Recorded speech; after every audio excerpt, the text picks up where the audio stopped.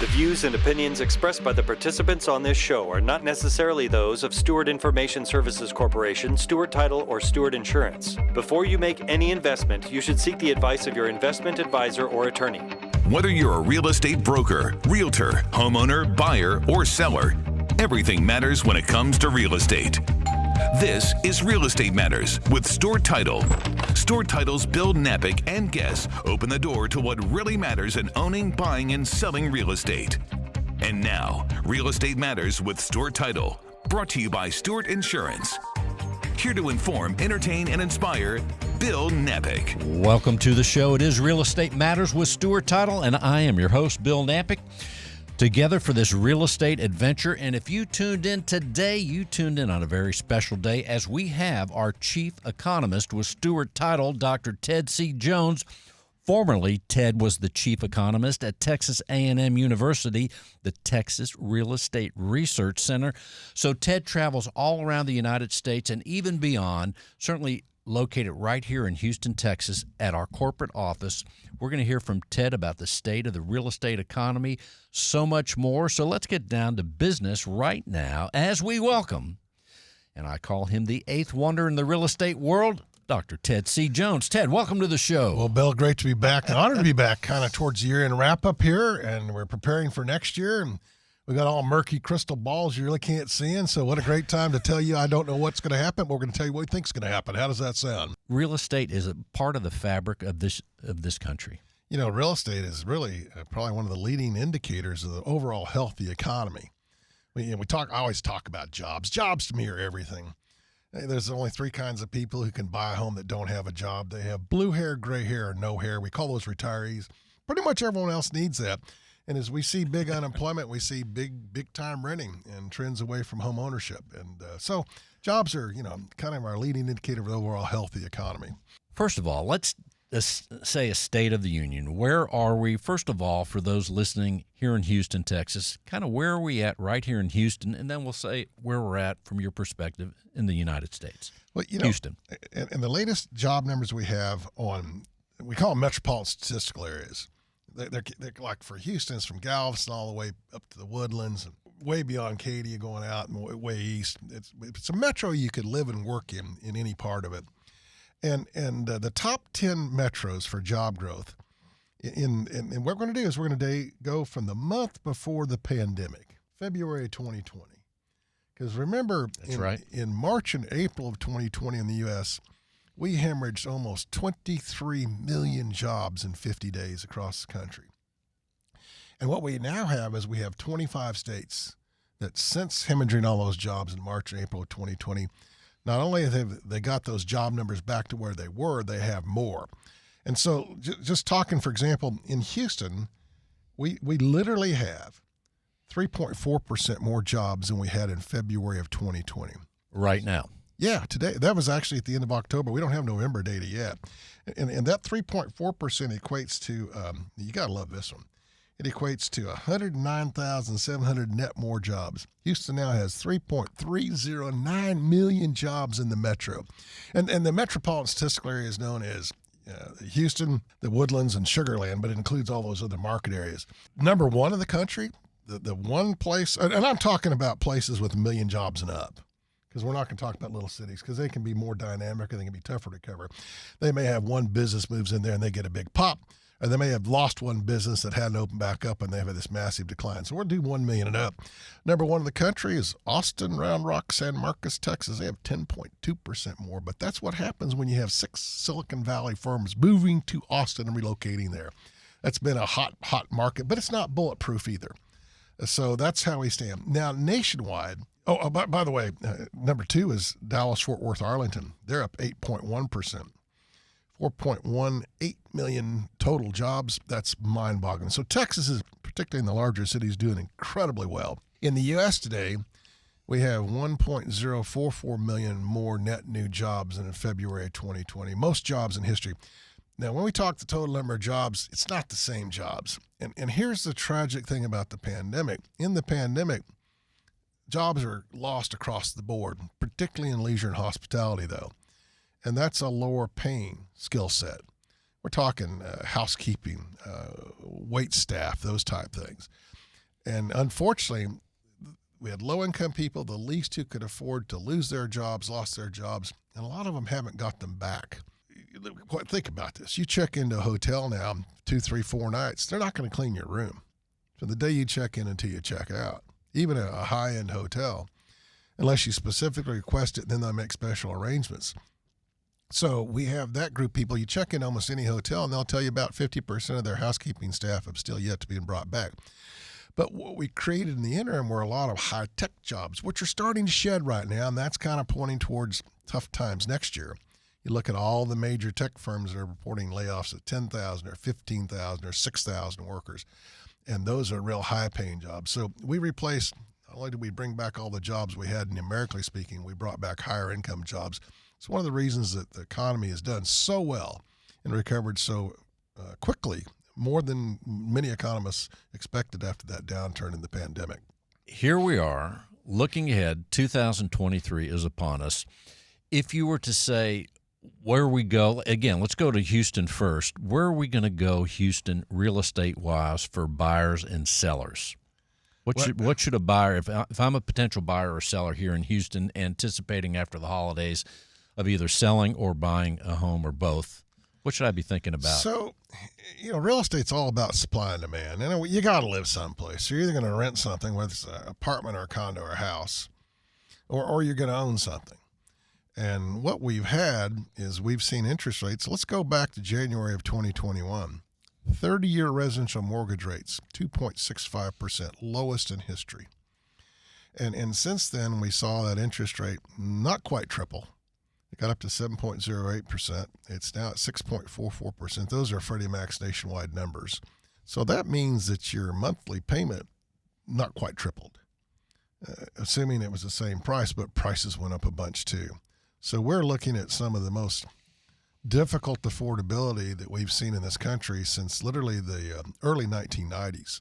Unfortunately, people's incomes haven't kept up with that increase in interest rates and the combination of higher prices. Home prices are starting to come down in many cities across the country. I fully anticipate that home prices will go down in almost every city next year across the United States of America. Nothing like 2008, but affordability simply says they can't do that. There's this, it's called the Joint Economic Committee of Congress. And they say that now it costs a typical household in the U.S. $738 more per month to live per month than a year ago. Let's take that $738 and let's put it in Freddie Mac's interest rate of 6.44%. That payment for 30 years would pay off a $116,000 loan. So if you didn't get a raise in the last 12 months, you just lost $116,000 of borrowing ability to purchase a home. Even if you got half that amount of inflation, you literally lost about $60,000 of borrowing power. And so we think about 50 to 70% of all households, they don't buy exactly the house they want. They buy the house they like the best based on that's their maximum monthly payment. And so as that maximum monthly payment, it may be the same with them. It may probably less with inflation, but rising interest rates and rising home value said, geez, I'm not going to buy that really great house in that great location or a nicer home. I'm either going to buy a smaller home in that neighborhood, or I'm going to buy in a less desirable neighborhood. Or go further out. Go further out. And I got to say this, as you hit a point where you said that the reality is, we all, even if we're a billionaire, we all buy what we can afford, basically the nicest thing we can afford to fit our needs. And I just have to reflect that on this show and other places, in fact, many other places, we hear the realtors talking about finding your dream home. Look, it's not going to happen. We're not going to find a dream home. We're going to find the best home that we can. And I always get a kick out of that. And hey, no offense to the realtors, but that's just it. And there is a select group of people that are going to buy their exact dream home without question. But for the most of us, it's our optimum attainable house. Exactly. So let's go back to Houston. So what we know, pending listings, what that is, that's newly signed contracts. This is a really neat weekly statement that's put out by the Houston Association of Realtors, who, by the way, I have to say this, they literally have some of the best real estate statistics in the country. They're doing a great job. Yeah, they're the most innovative realtor organization in the country. They were the first one that put up a consumer-facing website, HER.com, that allowed consumers to search for houses online. The pending home sales, and that's week 48 of the year, they're down compared to a year ago, 30.3% in Houston, Texas. That's a gut wrench if you're selling homes or if you're trying to sell your home and the number of sales are off 30%. Oh, and closings in week 48 in Houston at HER.com, and that was that's 11/29 to 12/05. Closings are down 36.3%. Right here in Houston. And that's almost identical to the country. We're all facing a situation right now that people are looking at this. We don't know what the Fed's going to do, on raising interest rates, how far into next year they're going to continue to raise them. We don't know where rates are going to go. We do know that there's a lot of uncertainty about the economy. There's this group that thinks we're going to sell through and we're going to have a great year next year. And then we have groups such as Bloomberg. And I respect Bloomberg. They used to be one of my favorite reads, Business Week, back in the days when they called it that. They say the probability of a recession this coming year in 2023 is 100%, which that's kind of laying it out there. And then to back that up, for example, we have other highly respected firms, and one of those highly respected firms I always talk about, Goldman Sachs. Now, let's talk about Goldman Sachs. That's Wall Street. And the reason that Wall Street makes such an impact on us, we have our retirement, many of us have our retirement accounts in stocks and bonds. And so when your retirement account gets big, even though you don't get that money yet, it's called the wealth effect. You feel wealthy, so you spend more. And when that goes down, you don't feel as wealthy and you buy less. And remember, a recession is defined as 2 or more consecutive quarters of negative GDP. GDP is simply the value of all the goods and services we produce. And we actually did have 2 quarters this year, quarter 1 and quarter 2, that were negative. Quarter 3 came out really nice, positive, 2.9%. But a lot of that gain, that 2.9%, was a big increase in business inventories. And what businesses have done, if you got a lot of inventory, you lay off some people and you don't make as much stuff and you kind of live off your current inventory. And that's what we're doing right now, and that's the big concern. So the Fed, I got to talk a lot about the Fed, but most people don't realize the Federal Reserve is a privately owned for-profit bank. It's not owned by the United States of America. Its management team, its board of directors, chairman of the Fed, and the individual governors, the presidents of the respective 12 Fed banks around the country, are appointed by the government. The president gets to appoint the Fed chairman. So the Fed is assigned 2 tasks. Task number 1 is we're to have full employment. And they define full employment as when an unemployment is between 5 and 5.5%. We're currently a lot better than full employment. Our unemployment rate's 3.7%. So we kind of have a hot economy right now. And that's one of the reasons our retail sales are doing well and why our third quarter GDP did so good. People had money in the pockets and they spent it. That's the good news on them. The second thing they have is they're supposed to control inflation. Ben Bernanke spilled the beans on this one, and he said, we like it when inflation's 2%. They don't use CPI. You and I always talk about consumer price index as a gauge of inflation, and it's a gauge of inflation, but it's not the favorite one by the Federal Reserve. CPI, imagine a shopping basket of goods you go to the store and services you buy, including rent. They don't include owned housing in there, but they assume you pay rent like the equivalent thereof.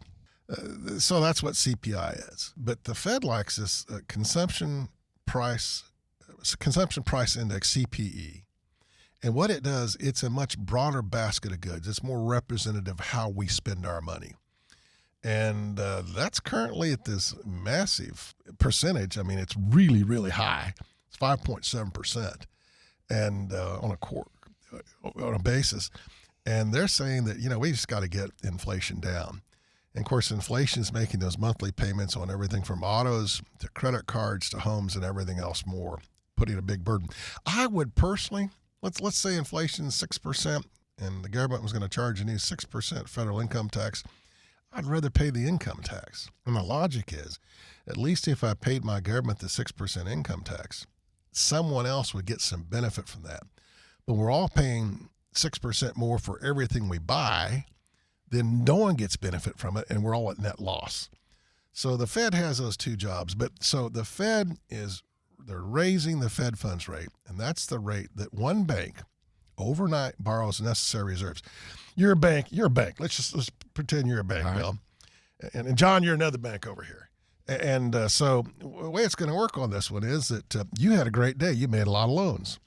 But according to the Fed's numbers on the ratios, you don't have enough reserves in your bank that night to close the doors. So you, via using the Fed funds rate, you borrow from John because he didn't have as good a day. And he electronically wires reserves overnight in your bank. So when you open the next morning, you're fully reserved. John's bank is too.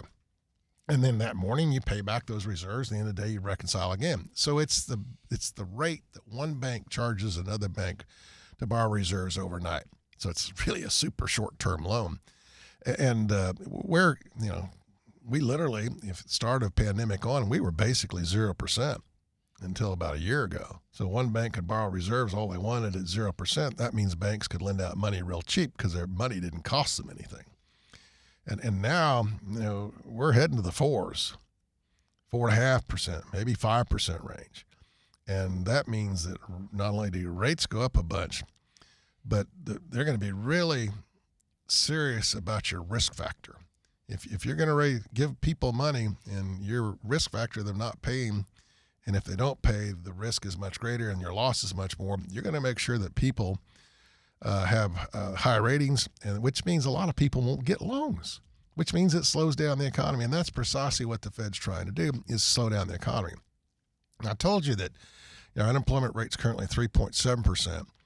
The Fed has said, in fact, Powell said just right after the last raise last month, he said, our target is we're going to go to 5 to 6% unemployment rate. We're currently 3.7. That means some people are going to lose their jobs. We're seeing people lose their jobs right now. You look at the Amazon, just laid off 10, 11,000 last week again. But then Goldman Sachs comes out right after that. And they said, if the Fed goes to a 5% unemployment rate, we're going to see the the S&P 500 index for those 500 largest stocks in the country, they're going to drop another 14%. And then they said if we go to 6%, the S&P 500 will drop another 27%. And remember we talked about that wealth effect? I don't feel as wealthy. I'm glad you mentioned that, because throughout this as I looked at my own account, there have been moments where I feel pretty good. That I'm glad you put a name to it, the wealth effect, and that as it goes down, you're not so bolstered. No. I want to tell people and remind them we're talking to our chief economist at Stewart Title, Dr. Ted C. Jones, one of our many distinctions. That's right. Chief economist, Dr. Ted C. Jones. At the very beginning, when we started talking, Ted, you mentioned a not-so-technical term as we started the show about the crystal ball being hazy. So every year at this time, we do look into the crystal ball with frequency, but when we look at it this year versus last year and the year before, on a scale 1 to 10, is it more hazy this year than it was last year, or how foggy is it? It's much more hazy this year than last year. So that means anything can happen. I mean, there could be all kinds of surprises. Oh, and by the way, if you want an economist to say it's going to be a great year, you'll find one. And if you want an economist to say it's going to be one of the worst years in history, you'll find that person too. But the consensus right now, I think, for most economists is we're kind of heading to a recession. There is I don't think it'll be a great big deep recession, nothing like 2008. But there are some saying that even the tools we've used historically to get out of recessions by the Fed will not work this time. Now, I want to say 2008. I forget. What was the interest rate during that period? Oh gosh, we were in roughly the 8% range. So it was in the 8. Okay, 6, 7, 8% somewhere in there, and it was higher than it is right now. But now I want to go back to what Goldman Sachs just came out with. They expect a soft landing. Let me tell you what a soft landing is. A soft landing that means the Fed can control inflation, get it back to 2% level without having a recession. So Goldman Sachs chief investment advisor says, yeah, we can do that, but he thinks the S&P 500 earnings will decline about 11% in 2023. And if your earnings go down 11%, then your value goes down. And that even impacts our wealth effect more. So we don't buy as many expensive cars or even cars at all. We don't buy as many houses.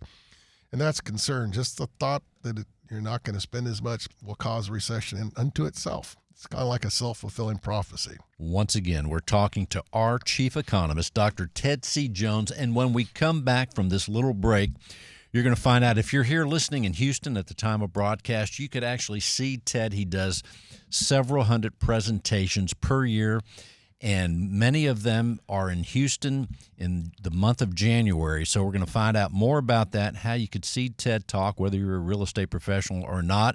So stay with us as we continue talking with Dr. Ted C. Jones with Stewart Title. He is the chief economist and the eighth wonder in the real estate world. As we continue with Dr. Ted C. Jones, our chief economist at Stewart Title. Ted, fascinating info. I want to remind people, I didn't say this at the beginning of the show, and that is you can go to stewart.com/radio to access this show, especially today as Ted's talking about all these details, facts, technical information. You may want to replay it, so go to stewart.com/radio. That's right, you can see and hear this show again. In addition, you could see the past 2 years or so of shows. Where do we go from here? I mean, a lot of information already, but... Well, I think it's going to be a tough 6 months next year early on for real estate of all kinds. The reason I say that, these are some of my tweets from this week. That's right. Let's tell them your Twitter handle. Twitter you're all is over DRTCJ, DRTCJ, Dr. Ted C. Jones, but DRTCJ. I don't tweet about politics. I'm kind of disgusted with politicians from both parties. Just put that up front. I talk about the economy and housing and real estate and weird things about retail sales and stuff like that, kind of what we do every day in our living and what have you. So one of my earlier this week, one of the major ones was we look at new homes. Remember, there's for every 9 existing home sales, this is since 2002, there's been 1 new home sale. Now, the new home sale has much greater economic impact on the community because you hire so many people to build it. Still, when existing home sells, there's still a lot of economic activity, renovation, commissions, insurance, pool service, lawn, whatever it is.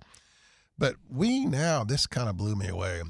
We have 470,000 new homes under construction listed available for sale. We haven't seen that many since, think about this one, the year the housing bubble burst, 2008. We have the largest inventory of homes in existence since 2008, not in ever. And what we have is a group of builders that, they borrowed a lot of this money. Their bank's expecting to pay it back. And the longer you hold a new home that's been finished, the worse it gets because you're not getting it done. You're going to pay the bank more and more interest on that. So there was a survey that was done by a group that I tweeted about. Get this one. 45% of the homes in the Southwest that individuals had signed a contract to purchase and put down a deposit that were under construction fell through in the last month. Wow. So that means you got a builder that may have 100 homes under construction sold, and now he only has 55 that are sold, but he's building another 45. What we learned is the builders in the last couple of weeks have offered 40,000 units to individual investors just to move them, just to get their money out of them. Investors would then rent them out. The single-family rental is a new boom. It's been a new boom since 2008. And we've learned a lot of people don't have the money to buy a home. They want to live in a single-family home. They rent a single-family home. But of those 40,000, when they got the investors' offers, the investors don't want to pay the current high prices either. Investors are going to wait for home prices to go down and interest rates to go down. So we're kind of at a stalemate right now. It's not gridlock. Gridlock is when you're so busy you can't move. Stalemate is if you move, you lose when you play chess. What we're seeing now is, though, some creative ways that some home builders are working to come up with how to deal with this. And what we do know is that 75% of home builders now, and if you're looking at purchasing a home, particularly a new home, but you can't handle the current high interest rates, and this was a study that was done by John Burns Real Estate Consulting. They found out that 75% of the builders are now doing buy downs on your loan. And that means that they're going to reduce your interest. They're going to pay to reduce your interest rate on the loan. And 32% of them are saying, I'll pay up to 6%. The builder's going to say this, I'll pay to your lender up to 6% of the property price. And that'll reduce your interest rate from 1% to 2% for the entire 30-year life of that loan. Then you might be able to afford that. So what the builders are saying, hey, I'll reduce my upfront money to me by 6%. You're going to get a good deal on this, and you're going to do that. And then another 30% of them are saying, you know what, we'll reduce your interest rate by 2% the first year of the loan and 1% the next year of the loan, and then you're on your own.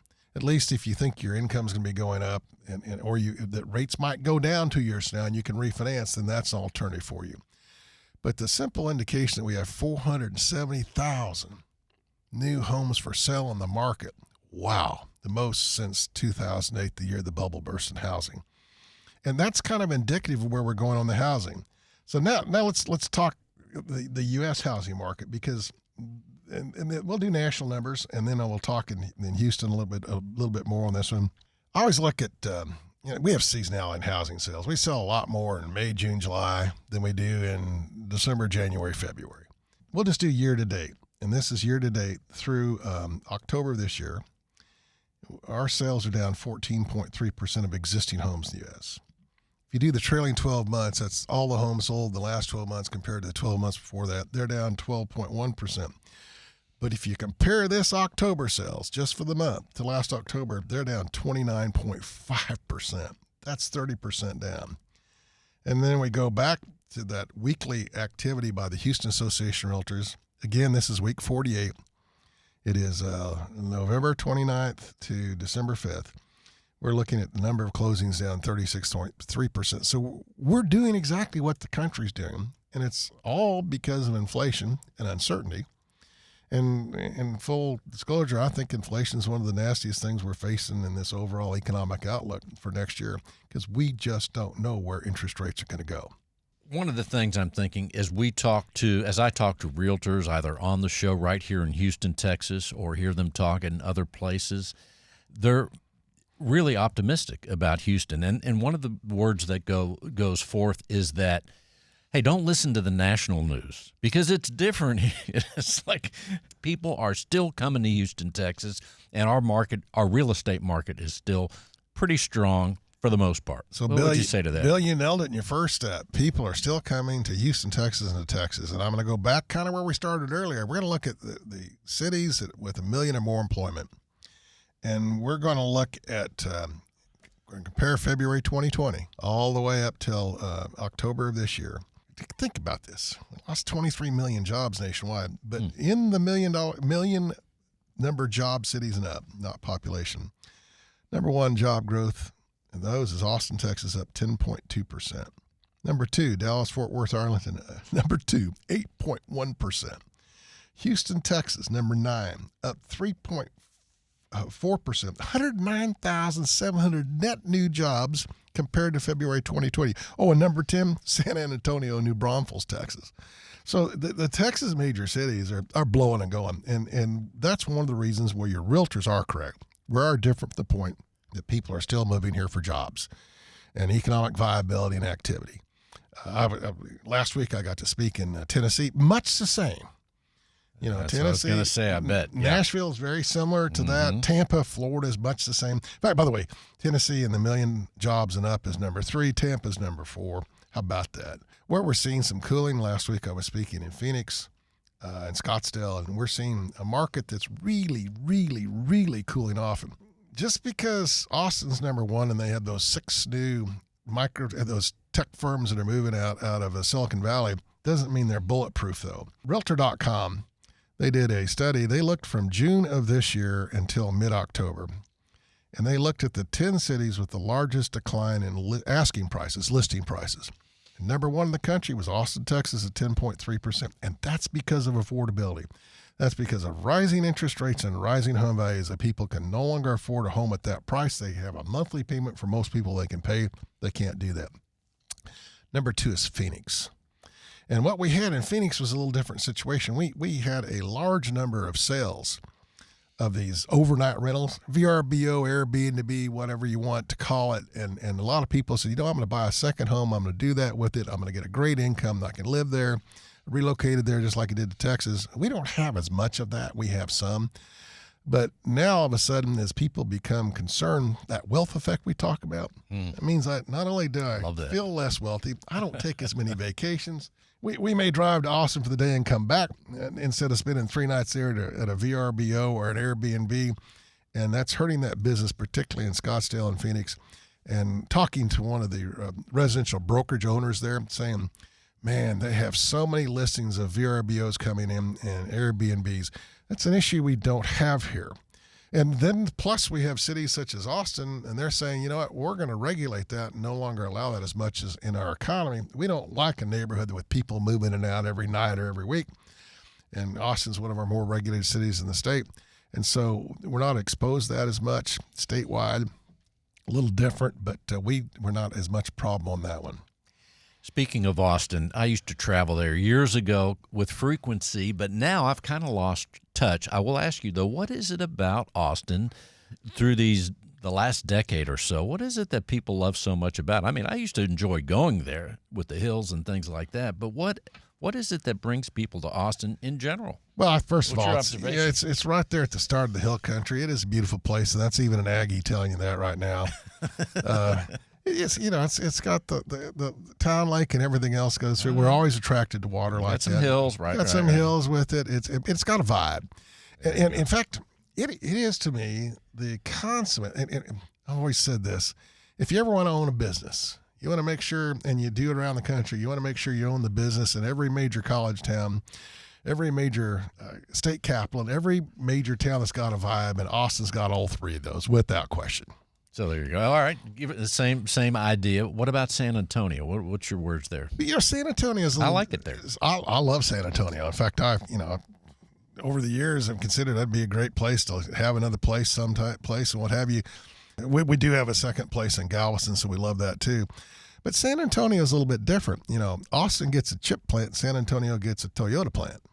Okay. And by the way, to me, they're both equal. I love them both because it provides great jobs, whether it's blue collar or white collar. But it's a different level of skill set, it's a different level of income, and it's a different level of the type of other business growth that you attract. If you're building chips and you're attracting companies such as Google or Apple or things like that, it's completely different than if you're building a pickup truck. You're attracting an alternator manufacturer and a battery manufacturer and a transmission manufacturer. Just a different work set and a different formula. But where you talk about leadership. Look at what San Antonio did during the Great Depression of developing the Riverwalk. Talk about people that had an insight of investing in the community. What year was that? That was in the 30s. That's when they began the Riverwalk in San Antonio? It was kind of intriguing. I didn't know. There was this thing called the Works Progress Administration because we had basically the country unemployed during the Great Depression. And you go back to Chicago and cities like that, they actually paid men. Well, this morning we're going to rake all the leaves to this side of the park to the other, and then we'll have lunch, and then in the afternoon we're going to rake them all the way back. They just kept them employed. They kept them busy, gave them food and what have you. San Antonio, on the other hand, their leadership said, you know what, we're going to develop this Riverwalk. We're going to plant all those trees. We're going to concrete in that river. We're going to develop this thing as tourism. That is leadership. That was pretty amazing. Dallas, Fort Worth. But before we say that, one of the things about that Riverwalk, a side note, you've been to Providence, Rhode Island. How about their Riverwalk? I used to live right on it back in 93 or something. That's also something. We all love the water. And to have it in the city is cool. And to have it city like that and develop where it's got that vibe to it, and that's what we're talking about. But there's a lot of really good river walks around the country without question. Yes. We could write a book, River Walks in the USA. All right. Dr. Ted C. Jones, our chief economist. What else should we know? So we're coming into year end, and let's talk about, we hope we retire someday and we just don't die before we get there. But for the typical American household, their home is their largest store of wealth, other than their individual retirement accounts. And those individual retirement accounts are often stocks and bonds. And so what we're looking at right now has been a very painful period for people in the U.S. stock market. And it's been a very painful period for people in the bond market because if you buy, for example, a 5-year bond today, or let's do a 10-year bond at 3.5% interest, it's a treasury you bought 3.5% a year for 10 years. If interest rates go to 6% or 5% and you need to sell it before it's mature, you're going to lose some of that money, even on a treasury if you don't hold it to maturity. And so what we've looked at least up till this point in time, has been real estate has been one of those really dynamic variables that has held its value well. But now we're seeing the cracks in the mortar on both housing and in commercial real estate. One of my tweets this week, one of the hottest things has been, they're called single tenant net lease buildings. So you can look at any square building and it's a single tenant. You can figure out who it is. I don't need to advertise any of them. And what that is, that tenant net lease means they pay the insurance costs, they pay the property taxes, and they pay all the maid service and general housekeeping and everything on that. And we've seen those investors as a favored investment. And now those investors are deciding, hey, before we get to this potential recession, let's sell. Globe Street reported this week that we're seeing a 140% increase in listings in recent weeks of those properties for sale, of people trying to sell them beforehand. And now let's go to REITs, real estate investment trusts. They're going to be a very probable buyer of those as long as individual investors. And the REIT says, okay, it's great to see all these properties for sale, but I'm not going to buy them at a 5% cap rate. I want to buy them at a 7% cap rate. At a 5% cap rate, you pay a lot more for the property. In other words, if you make $1,000 divided by 0.05, and that's what you pay for every $1,000 of income. If you do a 7%, you take that 1,000 divided by 0.07, you pay a lot less for that $1,000 of cash flow. And so we're seeing even investors on the market stay on these income-producing properties saying, man, I'm not going to pay that much as we paid even a year ago or even 6 months ago. And then let's look at another component of the commercial real estate market. And this is our sore spot in Houston, Texas. It is our proverbial bed sore, and it's office space. We have more vacant office space than any city in the United States of America. We have any city? Oh yeah. We have probably the highest vacancy rate, even without throwing in sublease space. And we all proved that during this recession, we didn't need as much real estate. I want to think if every one of y'all that didn't need to go to the office, yet you still did your job completely confidently and competently, not confident and competently. We just learned we don't need as much real estate, which is kind of unique. So we're going to see not all office buildings that are vacant and what have you not being utilized fully. We're going to see many of those converted. We're going to see some converted to housing, and markets are short of housing. We're seeing some office buildings up in the Northeast that are being converted to lab space because there's a shortage of lab space. We may see an office building next to a university. You go to Georgia Tech University or Georgia State University, and it's literally downtown, so to speak. I wouldn't be at all surprised to see office building converted to dorms and university halls because they've already done that in the past. So we're going to see that conversion. And then you throw in, too, that retail may be a little bit like that, too. We know, for example, that Amazon and Google have converted 38 super regional shopping centers to industrial distribution facilities. So there's going to be great opportunities in real estate. You just don't have to build something new, and we have to think creatively about what we're going to do with our current real estate. Well, that's the key word I was thinking is creativity, and the owners of these properties are being creative. Necessity is the mother of invention. That's how it comes about. And here's where Houston has a leg up on this, at least for those of us that are in the city limits of Houston. Houston's the largest city in America that has no planning or zoning regulations. So they won't have to go to a planning and zoning commission to get permission to convert its use. That owner will be able to do it as long as it meets the restrictive deeds, restrictions, and restrictive covenants. And I said earlier and almost forgot that I would tell people where they can see you. Here in Houston, Texas, Ted's going to be talking around the city. So go to Stewart.com if you don't know where your closest Stewart Title location is and ask for our business development officer.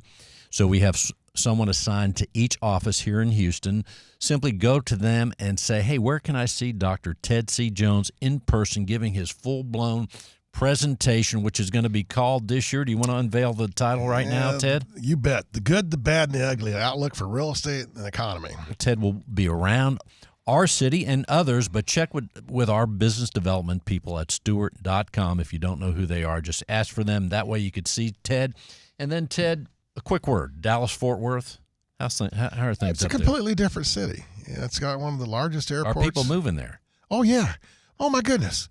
A different type of people that are moving to Houston, Texas. And, in Houston, Texas, our medical center, our port facilities, two of the most underappreciated assets that Houston, Texas has. Those are major economic players in this economy. Dallas doesn't have either of those. But Dallas has, you go up to Plano and you look at everything over the recent decades, from JCPenney's relocating there, it's still happening today. I can remember going to Plano, Texas 30 years ago thinking, wow, what a neat little town. Man, it's not a neat little town anymore. It's part of a great, thriving metropolis, and it's growing more and more and more. So people are coming to Texas. We're creating jobs. Remember, 4 of the top 10 cities, metros in America that have $1 million or more jobs are in Texas. We're a job creation machine. Jobs. So you're saying Texas is a good place to be? It's a great place to be. In fact, for me personally, only 7 states I could ever live in, because there's only 7 states that don't have a state income And you tax. and I are on that same boat, no doubt about them. Tennessee is one of them. That's Tennessee's a good one state of too. them, yes. So, Dr. Ted C. Jones, our chief economist at Stewart Title. You can Google Ted Jones on real estate, see his top 10 list, and then his Twitter handle is DRTCJ. Oh, and go to Jones, like you said, Jones on Real Estate. In the last 10 days, I've posted about 5 blogs, everything on the outlook for lending, home sales, both new and existing. That's a combination of Fannie Mae and the MBA. Just take a look at that. And if you can hang with us, whatever minutes are left at the end of the show, Ted will be back with us. Thank you, Dr. Ted C. Jones. Honored to be here. Real Estate Matters with Stewart Title would not be possible without our partner, Stewart Insurance. With a focus in real estate and a special focus on real estate brokers, Stewart Insurance creates insurance plans to address the risks facing our industry today. They invest a significant amount of time helping real estate broker owners offset and manage their risks. Here he is, the second Aggie in the room. I feel like I'm not an Aggie, but here he is, John Bramlett. Well, Captain, always a I should have pleasure. gone to Texas A&M. Well, we will make you an honorary Aggie. I feel much today, better. so you for the can- holidays, I feel better. Yeah, Thank so you. you can join Ted and I and At least just get you to say gig 'em and howdy and whoop, and you'll be all right. That's like when the Queen makes someone a knight or something like that. Yes, There you go. exactly Okay. right. So we will knight you today, and you will be an honorary Aggie. And here we are once again talking about insurance. Today, I'd like to talk about expectations. So if you think about expectations, what are your expectations when working with the firm to help minimize and or offset the risk that your real estate business might have?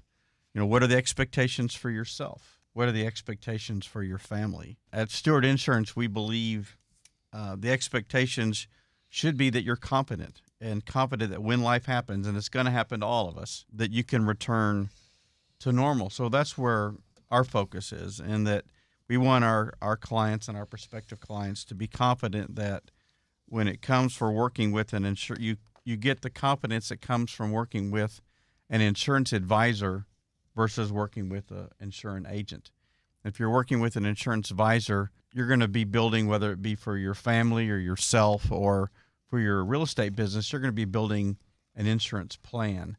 If you're working with an agent, they're just going to sell you a policy. And there's a significant difference, because the plan is going to truly be built based upon what your needs are, both from a risk perspective, but also from an economic perspective, versus a policy is simply a transaction. Well, when you first said expectations in insurance, the first thing I expect as a consumer, and I just also saw an article about this, that this is going away in so many businesses, I expect someone to answer the phone. And in some cases, that's too much to expect, but not at Stewart Insurance. No, we if you give us a call during business hours, there will be somebody that'll answer the phone. Right there. That's all. Now that became a huge benefit, because That a lot is. of it's going away in many businesses. Well, and airlines. we have that with some of the partners that we work with, that we have to go through that recording tree and determine which number to punch and when to punch it and how often to punch it, and how our president, Tom Carpentier, that's one of his pet peeves. There you go. Any company that he runs, folks are going to answer the phone. And we talk about that on That's a big deal. Regular basis. Not only answering the phone, but using the phone. The most important relationship tool we have, the most important sales tool we have, the most important marketing tool we have is the telephone. It really to is. call our clients, to call our prospective clients, to have that conversation, to find out what's going on. And again, not just to sell them a policy, but to find out what's happening in the world. How can we help? How can we be supportive? How can we be that partner, that advocate? I had a new client a couple months ago that's a broker, real estate broker here in town. And one of the reasons that she went with us versus her previous partner was we were local, which she liked, but also she said, I learned something about insurance, and I learned what was important for me.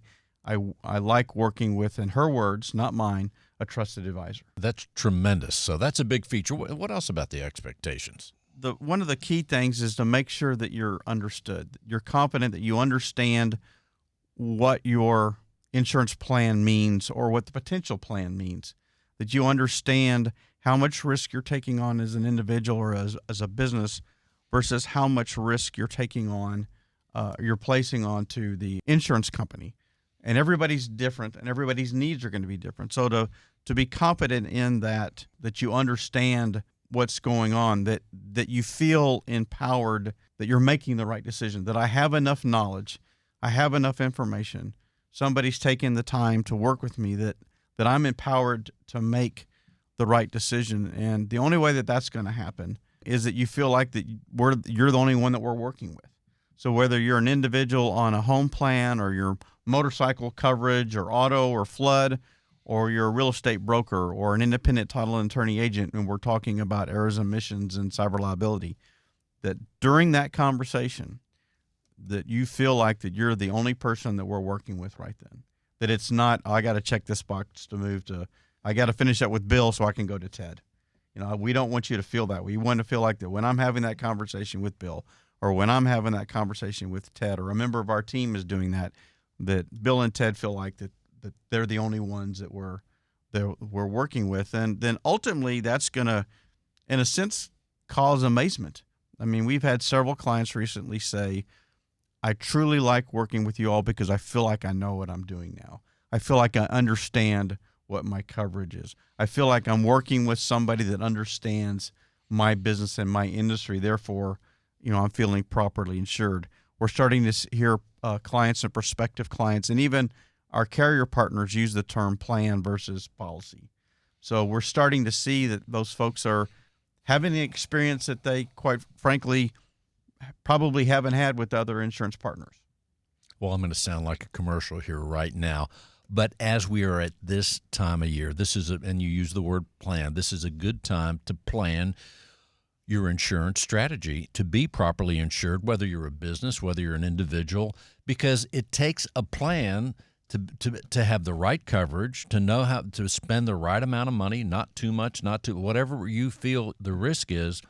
But I would encourage people right now to reach out to Stewart Insurance, and you will help them have the right plan for them so that they're properly insured. And that's not just in Houston, Texas, here as people listen at the time of broadcast, but on the internet as they hear the show. That's all over the United States. You're there to help in that massive way, focusing on customer service. Did I sound like a commercial there, John? No, because it's all true. Well, what you sounded like was a client, like a customer, that you've had that experience as a client, and I had other experiences with other people that brought me to Stewart Insurance. Well, and it is true. I mean, we work with clients both on their individual and personal insurance plans, as well as real estate businesses, all across the U.S. Every market is different, and there are markets that are feeling some challenges right now. And the fact that we are an independent insurance broker, so we have access to a variety of insurance partners, both on the personal side as well as the business side, that allows us some leverage to help build the best plan possible. In fact, when I renewed my policy this year for home insurance, as I talked to one of your associates, Raheem, I called him, it's time to renew, but also, wow, look how high this is. Raheem, what can we do to get this the right coverage and have a better price? And because of that, as a broker, we were able to get that done, and I feel properly insured. Well, and what you'll at least understand is that we're all dealing with increase in premiums right now. Across the board. Across the board. Now, as we start to see from a real estate business perspective, as we start to see potentially gross commercial income revenues going down, potentially the number of employees for those firms going down, we might see a decrease in premiums. But the one thing that should experience when you work with us, if there is an increase in a premium or there's a change in coverage, you'll at least understand why. So it's not just, hey, it's happening, but this is what's happening in the marketplace. This is what's caused it. For your example, for Florida, with the natural disasters that they've had in the paper today recently, the last year, where they had two major hurricanes, that's going to affect the marketplace, And if you just think across the board in the U.S. over the last several years, between the number of natural disasters and then this pandemic thing that nobody had dealt with, and then the fact that insurance companies will buy bonds in order to offset potential revenue decreases in premiums. And interest rates were not obscenely low, but were low. So the return on investment on the bonds were low. All those things come into play, and you're going to see some increase in premiums. If you want to be properly insured, if you want to make sure that whether this is for your motorcycle or your home or your real estate brokerage. Now, you said motorcycle twice. Did you just buy a motorcycle or something? No, I just bought a bicycle. Oh, good. But no, you're not getting me on a motorcycle. Me neither. That's not happening. That's not happening. You can reach out to Stewart Insurance, and we can make sure that you are properly insured. And it could be a very conservative plan, or it could be a very aggressive plan. But you can reach us at 866-798-2827. That's 866-798-2827. You can learn more about us at stewartinsurance.com or email us at stewartinsurance@stewart.com. And the Texas A&M hotline for Stewart Insurance is 866-798-2827. And anybody that subscribes to Ted's posts on Twitter or his blog, your hotline is 866-798-2827. Thank you so much, John Bramlett, stewartinsurance.com. Always a pleasure, Bill. As we conclude the show, he is back, our chief economist, Dr. Ted C. Jones. Ted, you are talking around the country at presentations on radio shows, over 200 and some presentations per year. What is the one or two questions you get asked by your people in the audience? Yeah, the most frequently questioned, particularly since 2020, since the pandemic started, is when do we get back to normal? And I don't care if you're a lender, a realtor, a welder. It makes no difference. When do I get to go back to normal? And the answer is, this is the new normal. My gosh, y'all realize it's been over 1,000 days since the pandemic started, and it forever changed our lives. I think it changed our lives more than anything else that in our generation's lifetimes. And so there was a study that was done by all these, psychologists and stuff. They say if you do the same thing on average for 66 days in a row, you have a new habit. We got a new habit. It's been 1,000 days since it started. We're not going to go back not to shopping online. In fact, it's intriguing. The pandemic didn't start a lot of new trends. It accelerated existing trends. That's right. We were already buying a lot of e-commerce. We just bought a lot more. Oh, and now I want to talk about real estate. And this is particularly neat because we're in Houston, Texas, where we're on this radio show today. The Houston Association of Realtors and their state leadership of Bob Hell, his staff, and the elected leadership, back in the 90s, they came up and they took down the sign in front of the Houston Association of Realtors. It's right across from Joel Osteen's church, the number one traffic place in Houston. A lot of cars go by. A lot of people listening right now as they're driving by there. That's exactly right. And they took that sign down. They put up a sign that said HAR.com, 35,000 homes available for sale, and forever changed the way real estate sold. And Ted, as we close the show right now, I want to just say this.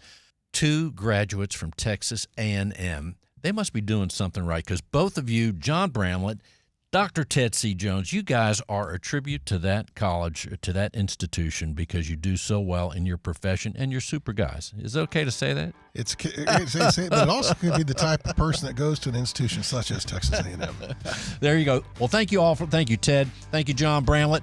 And thank you all for listening. Don't forget to check out Ted. Go to Stewart.com. Find out your closest Stewart office here in Houston or anywhere else. You can see Ted and his presentations around the city and even around the country. And thank you all for listening to Real Estate Matters with Stewart Title. I am your host, Bill Knapik, together with John Bramlett, Tom Carpentier, Larry Warren, and Justin Ramirez. Thank you for listening. Go to Stewart.com/radio. That's Stewart.com/radio. And we will see you next week. Thanks for listening.